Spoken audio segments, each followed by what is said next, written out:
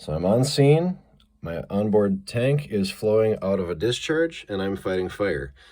I'm hooked up to a rear suction, ready to start flowing off of my rear suction instead of my onboard tank, but I don't want to stop fighting fire. That's what a pre-prime is for.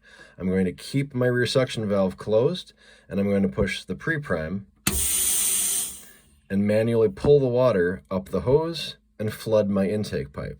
Once that intake pipe is flooded, I can then open my rear intake valve, which is going to take that stationary water and introduce it to the flowing water that's coming from my onboard tank. I'm going to wait for that valve to open fully, and then I'm going to wait about 5 seconds to let that water get stable flow.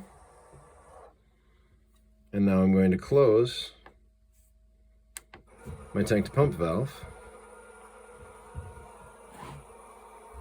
and open my water tank fill just a little bit, maybe a quarter of the way, and lock it and slowly refill my onboard water.